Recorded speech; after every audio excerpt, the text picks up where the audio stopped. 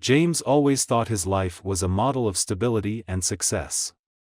He'd been married to Linda for 22 years and believed they had built a solid relationship founded on love and trust. Linda was everything he could have asked for: dedicated, caring, and an amazing mother to their two kids, Sarah, 18, and Luke, 15. Together, they were the picture of a typical American family, seemingly untouched by the troubles that plagued other households. Then there was Mark, James's best friend since college. They had shared countless significant moments that forged a deep and lasting friendship. That's why Linda's offhand comment one evening seemed so harmless at first. They were having dinner, and the conversation was flowing easily. Linda laughed and joked, saying, "It's like I have 3 husbands, James, Mark, and Fate." James chuckled, not thinking much of it at the time. But later, as he sat alone in his office, the phrase came back to him. Why Mark? And why did that joke feel so out of place? He tried to brush it off, but it was like a small crack had appeared in the perfect facade of his life. No matter how hard he tried to ignore it, the crack kept widening. As the days passed, James started noticing things he'd never paid attention to before. The conversations between Linda and Mark, once casual and friendly, now seemed to carry a different tone. They laughed at inside jokes he didn't understand, exchanged messages during family gatherings, and at parties, Mark often seemed closer to Linda than to his own wife, Emily. These are just small details, James told himself, trying to dismiss his growing unease. They probably mean nothing. But the thought lodged in his mind like a seed, sprouting into paranoia. Things escalated during one of Linda's business trips. Her role as a project coordinator for a multinational company often required travel, so it wasn't unusual.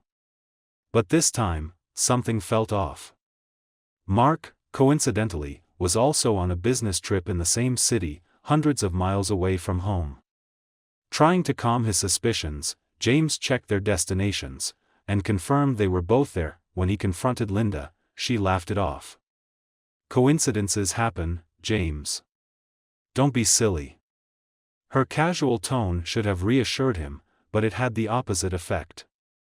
Too many coincidences, he thought. One evening, while Linda was in the shower, her phone buzzed on the nightstand. A message from Mark popped up. It was innocuous: "Did you manage to resolve that at work?" But what unsettled James most was how Linda quickly deleted the notification as soon as she saw it. Why would she do that if there was nothing to hide? James found himself consumed by doubts. The man who had always trusted Linda and Mark was now questioning every interaction, every conversation, every gesture.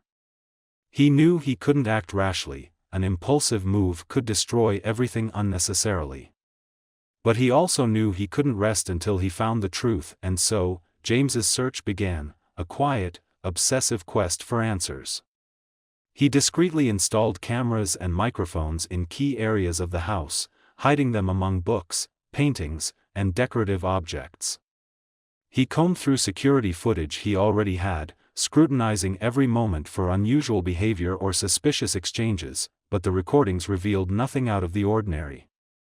Linda was the picture of a loving wife and mother, managing the house, chatting with the kids, and working long hours in her home office. Still, the unease in James's chest wouldn't go away. What if the truth was hiding in plain sight, just waiting for him to uncover it? Mark, when he appeared, seemed to be the same friend as always, relaxed, easygoing, and natural in his conversations. Yet, James couldn't shake his frustration at the lack of answers. Determined, he decided to dig deeper. First, he turned to the joint bank accounts he shared with Linda, meticulously analyzing every transaction. A few payments stood out: an expensive dinner at a luxury restaurant and flowers sent to someone he didn't recognize. But there was nothing that definitively linked these to Mark. Maybe they're just for coworkers or clients, James tried to rationalize. Still, the unease persisted. Next, he focused on phone records.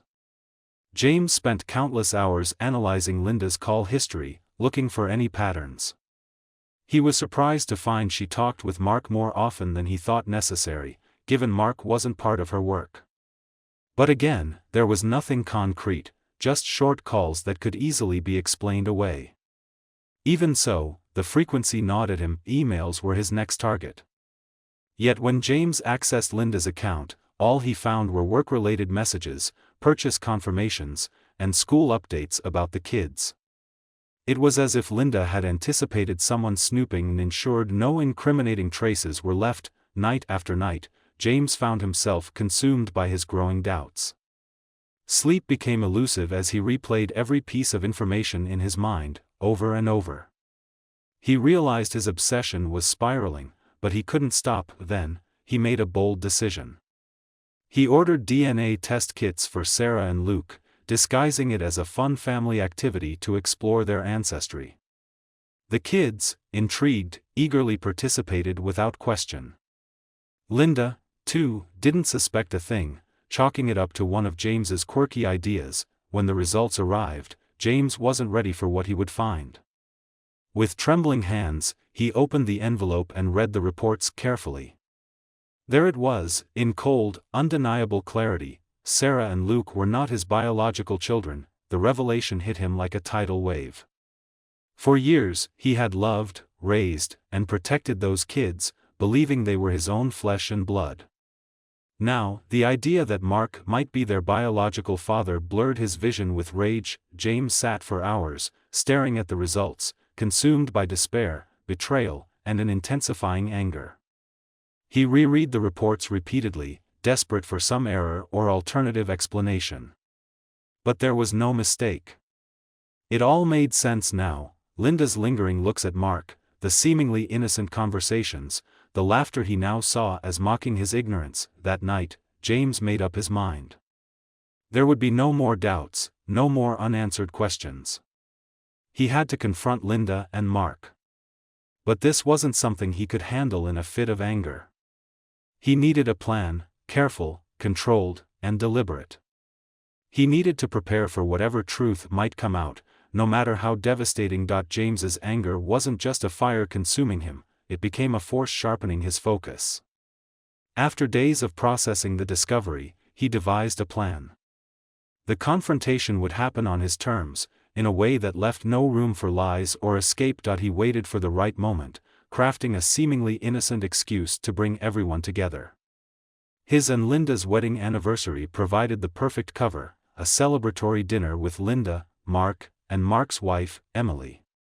The gathering would appear harmless, but James knew it would set the stage for a storm. On the night of the dinner, James dressed with care, putting on his best shirt and cologne. He steadied his nerves, wearing a mask of calm. But beneath the surface, a hurricane was brewing, and he was ready to face it head-on. Linda was practically glowing with excitement, thinking the dinner was a celebration of their years together. When Mark and Emily arrived, Mark carried flowers and wore his usual easygoing smile, utterly unsuspecting of what lay ahead.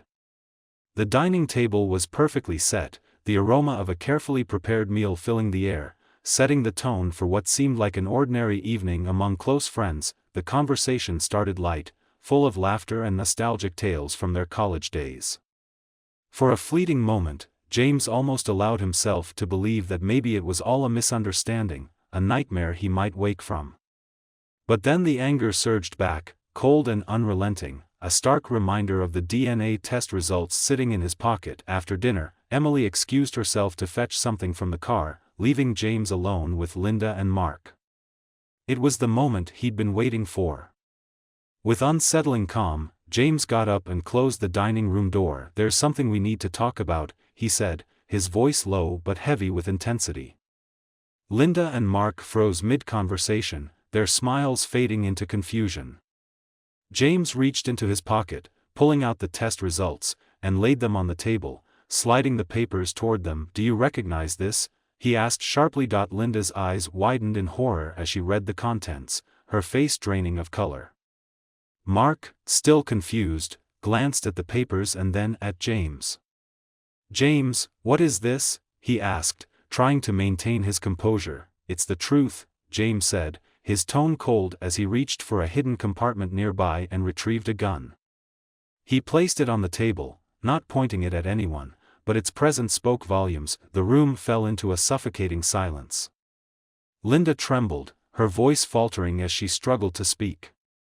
Mark, pale and wide-eyed, couldn't take his eyes off the gun. James leaned forward slightly, locking eyes with Linda. "I want the truth. No more lies, no more stories. Who's going to start?" His voice wasn't loud, but it carried a weight that shattered any defenses they might have had. Linda opened her mouth to deny everything, but James slammed his hand on the table, silencing her. "Don't play games with me, Linda. I know. I have proof." He turned to Mark, who sat frozen, as if time had stopped. "You were my friend, Mark. My brother. Why? Why did you do this?" James picked up the gun, holding it firmly, not aiming it, but making it clear he was in control. "I should end this right now," he said, his voice trembling slightly. "But I'm not like you. I don't destroy the people I love. So here's the deal, one of you confesses everything, right here, right now. No more lies. If you do, one of you walks away unharmed. The other," he left the sentence hanging, the unspoken threat echoing louder than any words could. Linda and Mark exchanged terrified glances, the weight of their betrayal crashing down on them. There was no escape, no words to undo what had been done. The clock on the wall ticked loudly in the silence, each second stretching into an eternity. Finally, Linda broke down, her quiet crying turning into uncontrollable sobs. "James, please," she choked out, her words a desperate plea. "I love you. I never wanted this to happen. It was a mistake. Stop." James barked, raising his hand to cut her off. "I don't want excuses. I want the truth. From the beginning. No sugarcoating, no half-truths. Just tell me everything." Linda took a shuddering breath, trying to steady herself. Her gaze fell to the table, unable to meet his eyes.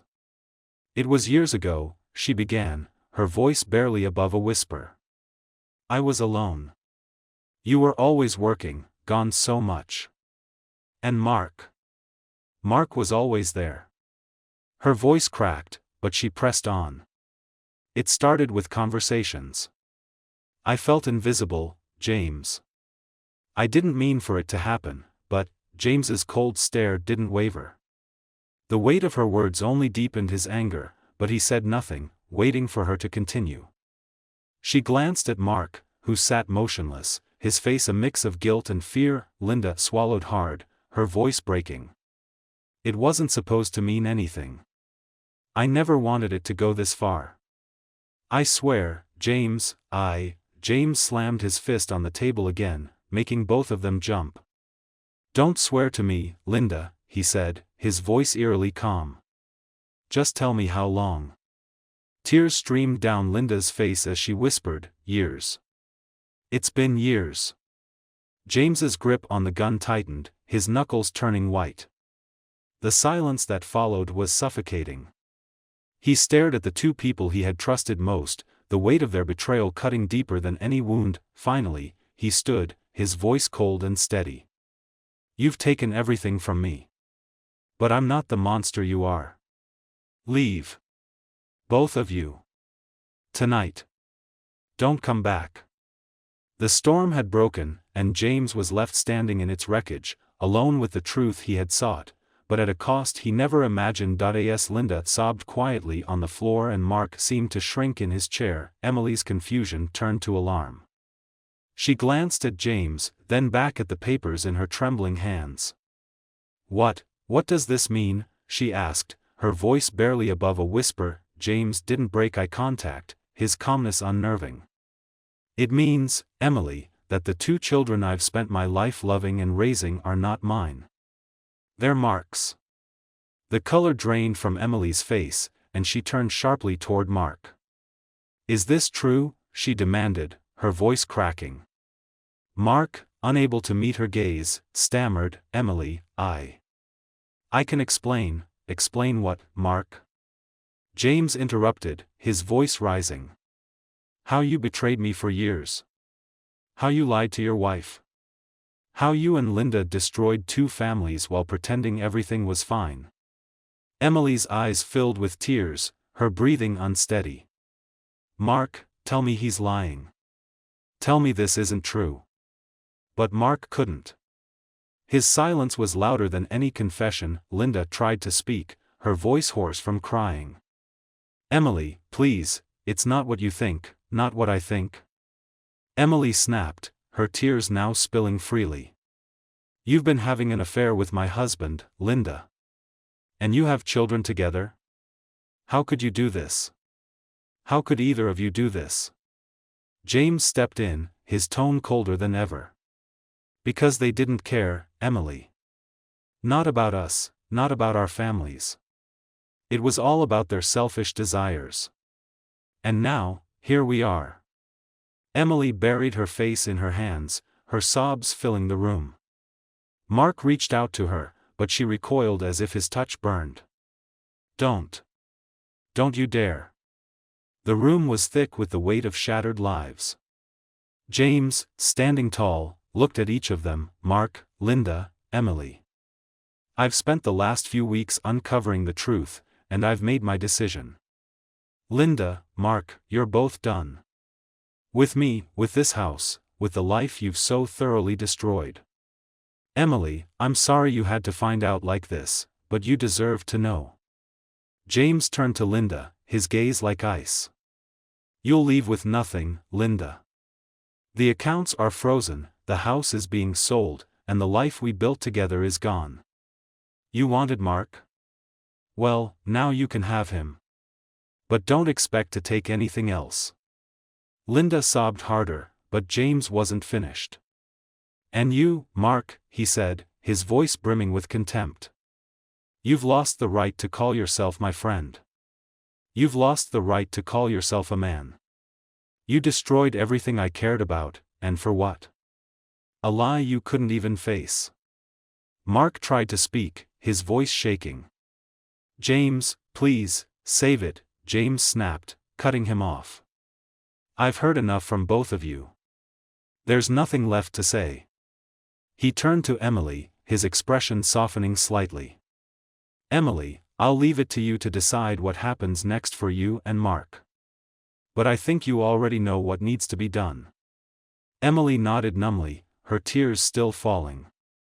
She looked at James, then at Mark, and finally at Linda, shaking her head in disbelief. You've ruined everything, she whispered. James straightened his jacket, his composure unshaken. And with that, he said, I think we're done here. Without another word, he walked out of the room, leaving the others behind to face the wreckage of their choices. For James, the truth had come at an unimaginable cost, but it had set him free. Nothing would ever be the same again, but he was ready to rebuild, on his terms. Linda stood in the doorway, her face a portrait of despair, guilt etched into every line. She opened her mouth as if to speak but faltered, her voice catching in her throat. Finally, she managed, James, Emily. I know I have no right to ask for anything, but please, just listen. James stared at her, his expression unyielding. Emily looked away, her hands clenching into fists on her lap. What could you possibly say to make this better, Linda? Emily asked, her voice trembling but sharp. You've said enough. Linda took a tentative step forward, her voice breaking. I don't expect forgiveness. I don't even expect understanding. But I need you to know. I'm sorry. For everything. For the lies, the betrayal, the hurt I've caused you both. I've destroyed so much, and I hate myself for it. James's jaw tightened, his eyes like steel. Hate yourself all you want, Linda. It doesn't change anything. You didn't just betray me. You destroyed the life we built, the trust one had in you. And for what? Moments of weakness, as Mark so pitifully put it? Linda flinched at his words, tears streaming down her face. It was never about destroying us, James. I was lonely, and I made terrible choices. But I never stopped loving you. Not for a second. James scoffed, the sound bitter and hollow. Love? Don't insult me with that word. Love doesn't lie. Love doesn't cheat. Love doesn't create children with someone else and pass them off as a partners. What you and Mark had wasn't love. It was selfishness. Pure and simple. Emily, unable to hold back any longer, stood abruptly and turned to face Linda. You were supposed to be my friend, she said, her voice shaking. You sat in my home, drank my coffee, laughed with my children, all while you were stabbing me in the back. Do you even understand the depth of what you've done? Linda collapsed into the doorway, sobbing uncontrollably. I know I don't deserve anything from either of you. I'm so sorry. James stood up, his movements deliberate and slow. He looked down at Linda with an expression that was more pity than anger now. Sorry doesn't fix this. Sorry doesn't erase the years of lies. You and Mark have both made your choices. Now you'll have to live with them. Alone. He turned to Emily, his voice softening. Come on. Let's get out of here. We don't need to stay and watch them wallow in their regret. Emily hesitated, glancing back at Linda. For a brief moment, it seemed as though she might say something, but then she turned and followed James. Together, they walked down the steps, leaving Linda in the doorway, a broken shadow of the person she once was. As they reached the street, Emily spoke, her voice still shaky but determined. James. I don't know what comes next. But I know I can't go back to that life. Not after this. James nodded, his gaze fixed on the horizon. Neither can I. But we'll figure it out. One step at a time. For the first time that night, the corners of Emily's lips curled into a faint, bittersweet smile. Together? James looked at her, his eyes softening. Together. And with that, they walked into the night, leaving behind the wreckage of the past and taking the first uncertain steps toward a new future. The story takes an even more tangled turn with this latest revelation. Let's reframe and refine the ending to align with the dramatic twists while maintaining the emotional depth. The next day, as sunlight streamed into Emily's kitchen, she sat with a cup of coffee, staring at the DNA test results that had shattered her reality yet again. Questions raced through her mind, but one answer stood stark on the page. The boys she had raised as Mark's children were, in fact, James's. Unable to process it alone, she picked up her phone and called James. You need to come over, she said, her voice trembling with urgency. There's something you have to see. When James arrived, Emily wordlessly pushed the test results toward him. He hesitated, his brow furrowing as he picked up the papers. His hands trembled as he read the conclusion, each word hitting like a thunderclap. This doesn't make sense, he muttered, staring at Emily. How could they be mine? Emily's face mirrored his confusion. I don't know, James. I can't explain it. But it's there, clear as day. James sat heavily, the weight of the revelation nearly too much to bear. I spent years raising Sarah and Luke, thinking they were mine, only to find out they weren't. And now, I have 2 children I never even knew about. He shook his head. This feels like some cruel cosmic joke. Emily placed a hand over his. It's not a joke, James. It's real. And no matter how we got here, we owe it to them to figure this out. They're your sons. They deserve the truth, and so do you. James's mind churned with memories, trying to piece together how this could have happened. Had Linda known? Had Mark? Or had their lies and betrayals somehow hidden even this truth? A new determination hardened his features. You're right, he said, his voice firm. If they're my sons, then I have a responsibility to them. To give them the truth and to be the father they deserve. Emily nodded, her own resolve mirroring his. We both do. As they sat together, piecing through the fragments of their lives and the decisions ahead, one thing became clear: the lies that had fractured their world wouldn't define it moving forward. Together, they would fight for clarity, for justice, and for the children caught in the web of deceit. For James, this was no longer about the past, it was about rebuilding a future, one where the truth was the foundation, and love was no longer a lie. Thank you for watching the video. If you enjoyed it, don't forget to subscribe to the channel and turn on notifications so you won't miss any updates. See you next time.